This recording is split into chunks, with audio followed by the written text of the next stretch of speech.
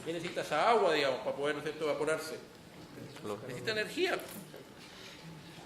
Nosotros transpiramos para eliminar energía. La razón por la cual ustedes sudan, pues cuando hace demasiado calor, su cuerpo no quiere tener tanto calor. ¿Y qué es lo que hace el cuerpo para no tener tanto calor? Tira humedad. ¿Qué le pasa a su humedad en la superficie, en la piel? Se evapora. ¿Qué hace falta para que se evapore?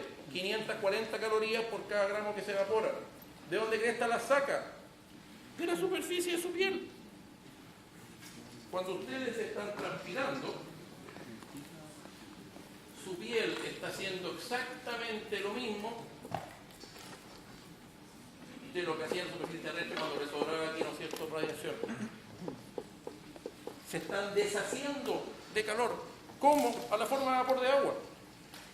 Su cuerpo produce agua líquida, esa agua líquida se evapora. Al evaporarse necesita energía, mucha energía. ¿De dónde la saca? De la superficie de la piel. Por lo tanto la enfría. Si no me creen, hagan el siguiente experimento. Es un experimento que a la gente le cuesta creer. Ustedes se van de vacaciones para el norte, en un auto sin aire acondicionado. Son las 3 de la tarde en la mitad del desierto. Hacen 50 grados centígrados.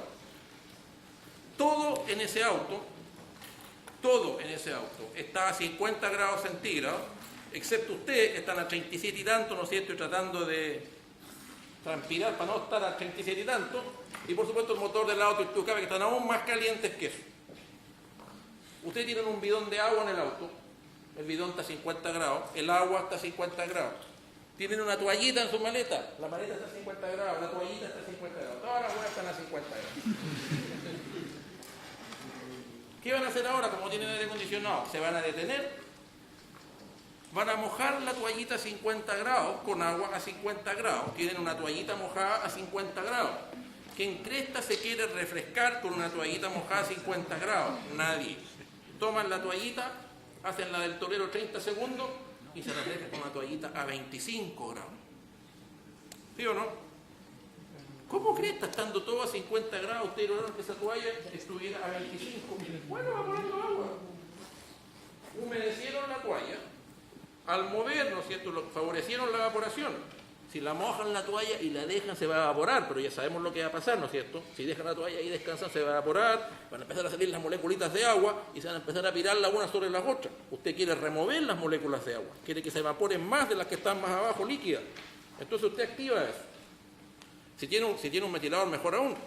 Tome su toallita, ¿no es cierto?, mójela a 50 grados la toalla, a 50 grados el agua, a 50 grados el aire, el ventilador, todo a 50 grados. En cuanto llegue ese viento y se empieza a secar esa toalla, la temperatura de la toalla, 40, 35, 20, 25 grados. Mientras más rápido puedan evaporar, más fría va a estar esa toalla. ¿Por qué? Porque cada gramo de agua que se evapora está llevando 540 calorías consigo. Tiene que sacarlas de algún lugar. Segundo, a probar lo que estoy diciendo, búsquense un líquido que evapora más rápido que el agua aún. ¿Se le ocurre a alguien alguno? El alcohol. Sonríe todo lo güey, ya. Alcohol puro, sí, para que se note la cuestión, no el otro que se toma. Échense alcohol en la mano y soplen. Se va a sentir más frío que la cresta. Cuando yo era cabro chico pensé que era sensación. Y yo decía, ¿qué sustancia extraña tendrá el alcohol que me hará pensar que estoy sintiendo frío? La pera, por supuesto que está frío. El alcohol se evapora mucho más rápido, más facilidad para evaporarse, para cambiar de fase. Y cuando ustedes soplan, lo están obligando a cambiar de fase. Y eso requiere energía. ¿De dónde la sacas? De tu piel. ¿Cómo? Enfriándola. ¿Estamos de acuerdo? Por lo tanto, nuestros arbolitos aquí en el bosque, en la medida, por supuesto, que tengan agua que tomar, tiene que haber aquí una lámpara en algún lugar, con sus raíces, los rayos toman agua, la transpiran, al transpirar, ¿no es cierto?, la temperatura disminuye. Y ahí está el clima. Descríbame entonces usted el clima en el interior de un bosque en un cierto lugar del sur de Chile. Bueno, ese clima depende de nuestra latitud, de nuestra ubicación global, de cómo son los vientos en esa parte del mundo. Depende, ¿no es cierto?, de si ese bosque está más cerca de un lago, más cerca de la cordillera, etcétera. Depende, ¿no es cierto?, de la posición dentro del valle, si está en la ladera norte de un cerro, si está en la ladera sur de un cerro, si le hace sombra a otro cerro más grande, si no le hace sombra a otro cerro más grande, y finalmente depende ya de las cosas, ¿no es cierto?, micro que acabo de describir ahí. Eso es el clima en cada lugar. Nosotros nos vamos a interesar solamente aquí por las dos primeras cosas. Las otras son más obvias, digamos, ¿no es cierto?, ya son cosas a una escala mucho más micro. ¿Alguna duda o consulta? Ya. Aquí se muestra esto. Aquí se muestran las típicas escalas temporales y espaciales de los movimientos de la atmósfera. Escala global, escala sinóptica, la que yo le llame regional, mesoescala, microescala. Y aquí nos visto escalas de tiempo, cosas que duran días, semanas o meses, cosas que duran horas o días, cosas que duran minutos, cosas que duran segundos. El aire que se mueve en torno a nosotros tiene grandes movimientos a la escala global. Y si hay ondas largas, vamos a ver, esto tiene que ver principalmente con el movimiento de viento a la escala más general que la escala global. A la escala regional ocurren sistemas de tiempo, también llamados ciclones, también llamados frentes, también llamados sistemas de mal tiempo o cosas por el estilo. Algunas palabras más correctas que otras. También vamos a describir eso en la próxima clase. Y después ya ocurren las cosas a la escala más pequeña, hasta llegar, ¿no es cierto?, a los remolinos turbulentos más chiquititos. He dicho que del lado muro allá hay más viento que del lado acá, cosas por el estilo. Y a la escala más global, la circulación general de la atmósfera tiene que ver simplemente con los movimientos de aire a la escala global. Ahora, los movimientos de las masas de aire, que suena terriblemente pomposo, es el viento. ¿Estamos todos de acuerdo con eso, no? Es el viento, nada más que eso. Estamos hablando aquí de los vientos a la escala global. Y vamos a ver que esos vientos surgen como una respuesta a diferencias en el balance energético cuando yo me cambio de latitud. Estos balances que hacíamos aquí, básicamente, nosotros decimos balance promedio, ¿se acuerdan? Sobre todas las latitudes, sobre tierra, continente, océano, días buenos, días malos, verano, invierno, noche, día. Pero ocurre, cuando yo hago esos balances en el típico metro cuadrado acá, etc., hay diferencias, y esas diferencias son las que generan viento. Estos movimientos de aire lo que hacen realmente a escala planetaria es redistribuir energía. Y esa redistribución de energía, por supuesto, parte de las zonas donde sobra energía, que son las zonas ecuatoriales y tropicales, ¿cierto? Y esa energía es llevada hacia las zonas donde falta energía, que son, por supuesto, las zonas templadas y polares en el norte y en el sur. Ese movimiento depende básicamente de mover vapor de agua, por un lado, y mover agua caliente por el otro. ¿Se acuerdan del ejemplo, ¿no es cierto?, de cómo calentarse en el dormitorio? El guatero era el punto de calor sensible.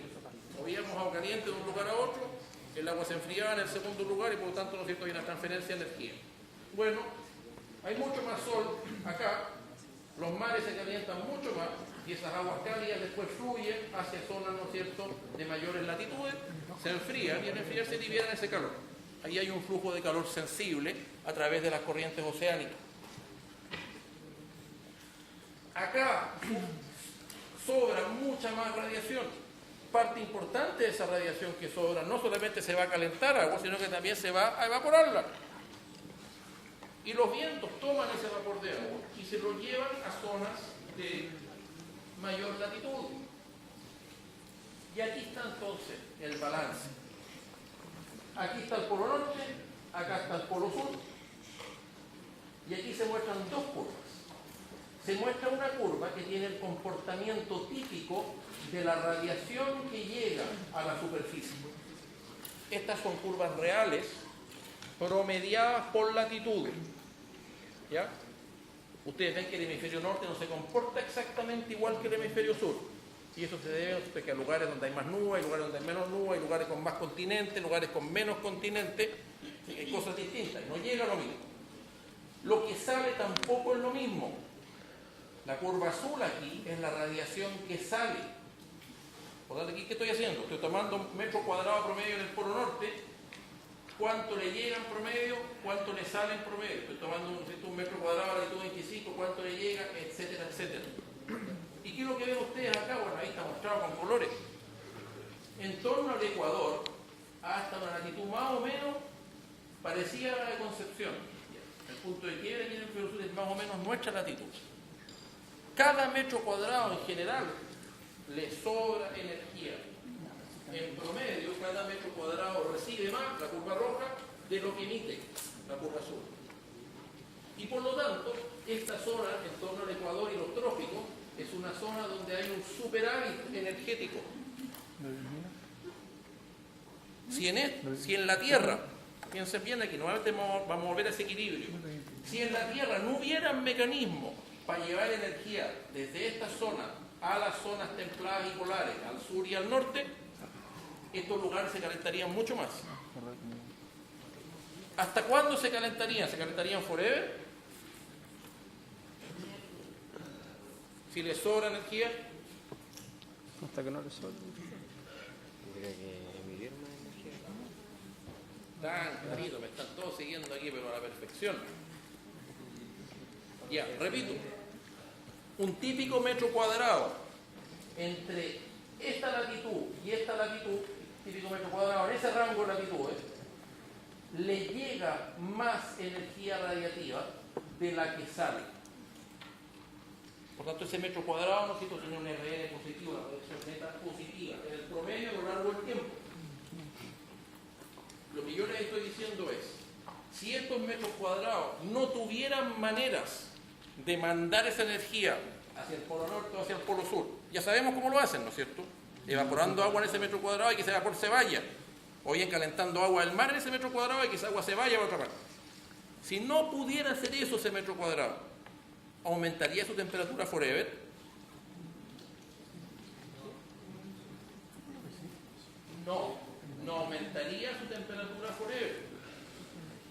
Habría un desbalance, empezaría a calentarse, ¿y qué pasaría cuando se calentase? Emitiría más. Lo que emite, outgoing, depende de la temperatura de la cuarta. Eso es lo que trataba de explicar en la primera hora. Esto no es una cosa que es forever, no. Se llega a un nuevo equilibrio simplemente, igual que los equilibrios químicos ahí, cuando uno siento cambia algo. Se llega a un nuevo equilibrio. Si ese gallo no es capaz de tirar energía para el lado, bueno, se va a empezar a calentar. Pero en cuanto aumente su temperatura en 1 grado, va a estar emitiendo más. Y por tanto ya va a seguir aumentando la temperatura, pero no tan rápido. Y va a llegar a una cierta temperatura tal que con esa temperatura, elevado a la cuarta, multiplicado por esas constantes lerdas que vimos nosotros en alguna ecuación, va a estar emitiendo lo mismo que lo que le llega en promedio. Se acabó el problema. Estamos en un nuevo equilibrio. Si ese fuese el caso, sin embargo, puta que haría calor en las zonas ecuatoriales tropicales, puta que haría frío en las zonas polares. Por lo tanto, en gran medida, el hecho de que la Tierra sea un lugar habitable, tanto en las zonas tropicales, que mujer se quiere al trópico. Uno dice, oh, me encantaría que me guste con la cerera, pero no le gusta el frío, no le gusta la lluvia. Si no hubiera esta redistribución de energía, porque uno tiende a pensar, no, que sobra energía, o sea, que eso hace vivir, ¿no es cierto?, las zonas templadas. No, si no ocurriera esto, aquí haría demasiado calor y acá haría demasiado frío. La franja habitable sería una franja bien chiquitita, más o menos, ¿no es cierto?, la latitud donde estamos nosotros. Perfecto. ¿Cómo ocurre esta redistribución de energía? Ya lo dije. Alrededor de un 80% ocurre en la forma de un flujo de calor latente. Y aquí se muestra esta imagen. En las zonas tropicales, subtropicales, hay mucha evaporación, ¿ya? Y eso básicamente está capturando calor ahí. Los vientos se llevan, aquí dice la nube, estos para cabros chicos, no encontré una imagen para adultos, digamos, pero no es correcto, no son las nubes, ¿ya? El vapor de agua, cuando llega a latitudes más altas, en algún lugar esa agua condensa, y cuando esa agua condensa, se libera la energía. Los mismos 40 calorías, ¿no es cierto? Piensen, este es el trópico. Aquí está llegando más radiación que la cresta. RN es alto, sobra radiación. Como sobra radiación, puedo calentar el agua y puedo evaporar agua. Esa agua caliente después se va con la corriente y se enfría acá y libera su calor. Ese es el otro 20%. Flujo de calor sensible por las corrientes oceánicas. Pero el 80% de este movimiento ocurre en una forma que yo no me doy ni cuenta. Ocurre con los vientos que se llevan ese vapor y cuando ese vapor condensa en las latitudes más altas que llegan más hacia el polo, que son de los polos, se liberan los 540 calorías por grado. Y ahí entonces hemos redistribuido el calor, lo hemos movido.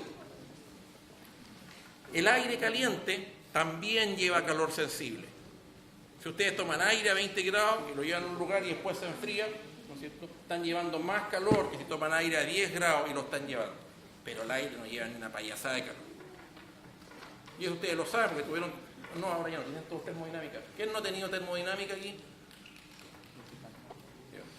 Pero la capacidad calórica, ¿no es cierto?, de un cuerpo, el aire la verdad es que contiene re poco calor. Por lo tanto, el movimiento de calor, esa es la forma de vapor que luego condensa, flujo latente, y esa es la forma de agüita caliente en el mar que luego se enfría, flujo sensible. Perfecto. Bueno, apliquemos estos conceptos y tratemos entonces de entender cómo son los vientos globales sobre este planeta.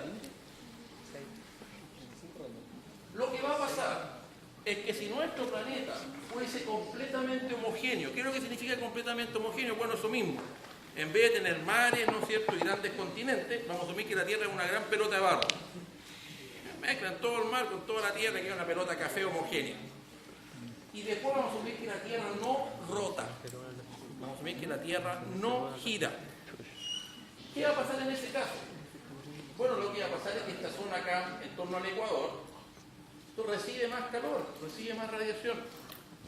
Sabemos que eso va fluctuando, ¿cierto? Porque hay estaciones y con el angulito, ¿no es cierto?, de repente esta franja naranja va a estar más arriba, y va a estar, ¿no es cierto?, en torno al trópico de Cáncer, y después cuando es nuestro verano acá va a estar más abajo, y va a estar en torno al trópico de Capricornio, ¿no es cierto?, arriba de Antofagasta, y ahí va a estar fluctuando.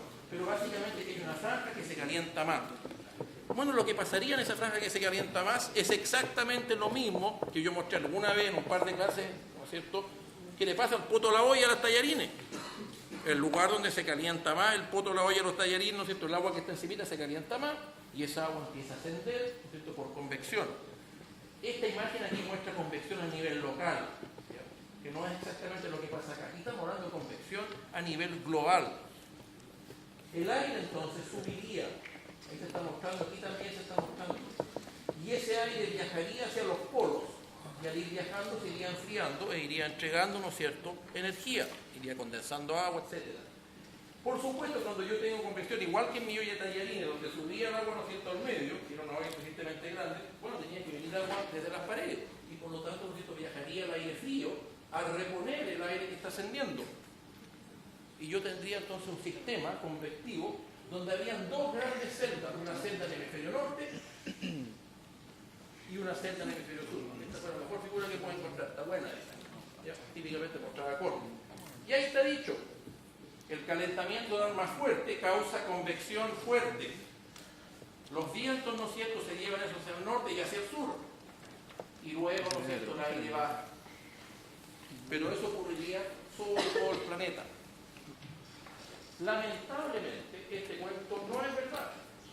Porque si esto fuera cierto, ustedes se dan cuenta que en superficie acá, si tuviéramos en Concepción, tendríamos viento sur constante. Vendría viento, ¿no es cierto?, de la zona polar y pasaría hacia el norte para reponer el aire que estaría evaporando ahí en Guayaquil, en Ecuador. Pero los vientos no son así. De hecho, yo ya les dije, los vientos aquí en esta parte del mundo vienen del oeste todo el tiempo, ya sea suroeste o bien noroeste. Por lo tanto, aquí tenemos que introducir dos cosas. Y lo primero que vamos a introducir dentro de este cuento, y si no me equivoco, se me acabó la presentación aquí, porque hoy día llegué a la oficina y tuve que hacer otras cosas en vez de seguir preparando clases. Pero que ya solamente 4 minutos y que estamos bien y vamos a ir a capela. El primer efecto que vamos a considerar es que lamentablemente la Tierra sí rota. Y eso introduce un cambio muy fuerte respecto del modelo que acabo de mostrarle, ¿ya? Ese cambio está mediado por el apellido de un caballero cuyo nombre no recuerdo en este momento, pero su apellido es Coriolis.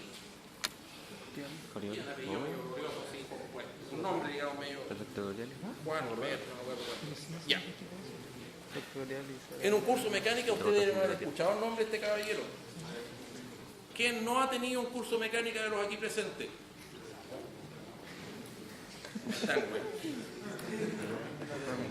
químicos no tienen mecánica ahora? Son mecánicos. ¿En qué año son ustedes segundo? Sí. ¿Todavía no han tenido su curso de mecánica? Ya. Pero ese apellido lo conocen o no?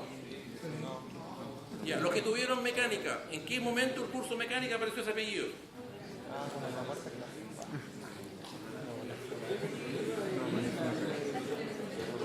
Ese apellido apareció cuando ustedes vieron la Federación de Coriolis.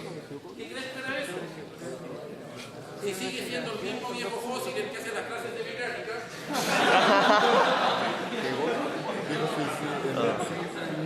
debiera haber tenido una cosa de este tipo en la pizarra.